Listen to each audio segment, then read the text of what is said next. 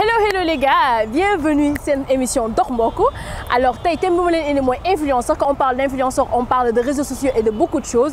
Ñu ngi fii ci place de l'Indépendance nara dem seeti ki ñuy wax Travel with Ziggy mu wax ñu lan la xalaat ci loolu parce que ci milieu boobu lay yëngu kaay leen ñu dem.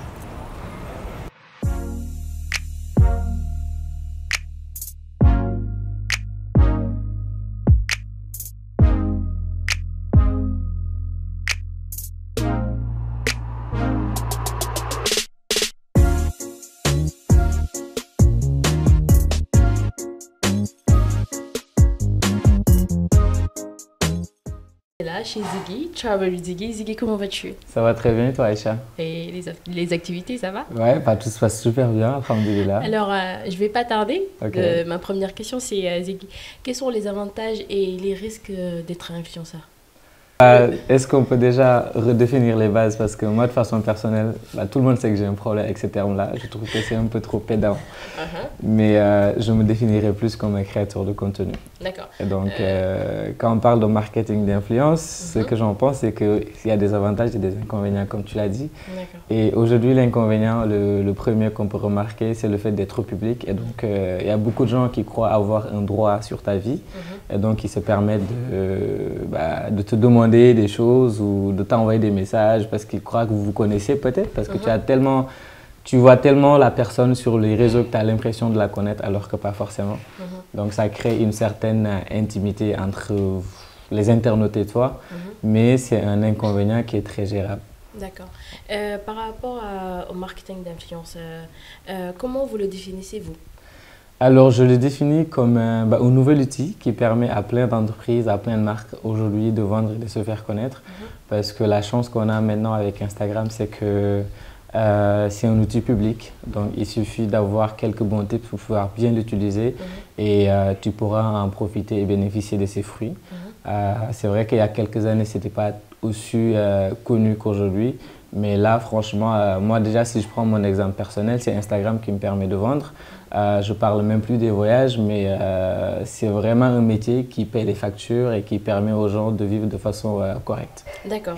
Et quand on voit vos contenus, on voit les voyages, les lieux, l'habillement, la nourriture, les belles voitures et tout. Et ça donne vraiment envie. Et ce qui fait que Génération B, dañuy def naka sudul non pour pouvoir rentrer dans le milieu des influenceurs ou des créateurs. Alors vous, qu'est-ce que vous en pensez?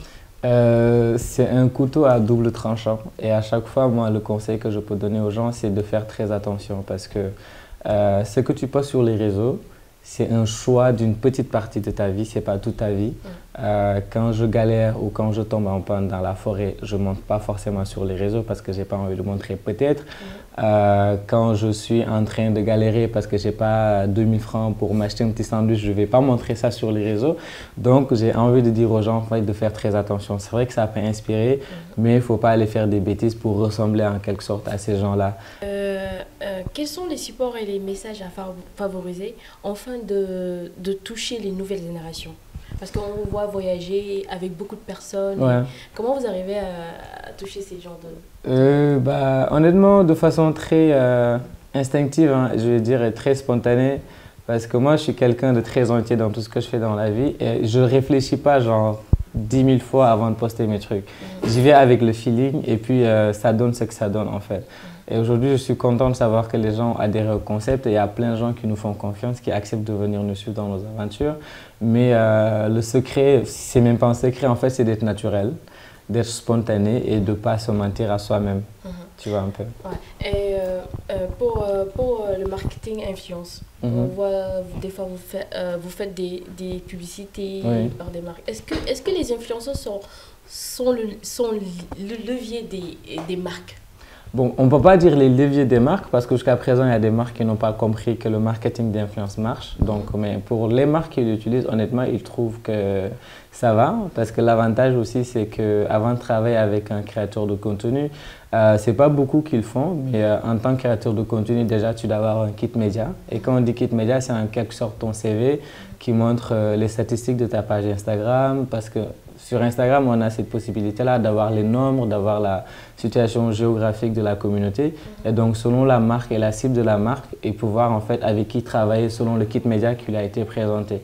Parce que si Aïcha veut travailler avec moi et que je lui envoie mon kit média et que bah, je sois suivi par 92% de femmes qui sont plus âgées de 40 ans alors que ça ne rentre pas dans ta cible, c'est vrai que travailler avec moi ne serait pas bénéfique pour toi. Donc ça, c'est des détails très importants à prendre en compte.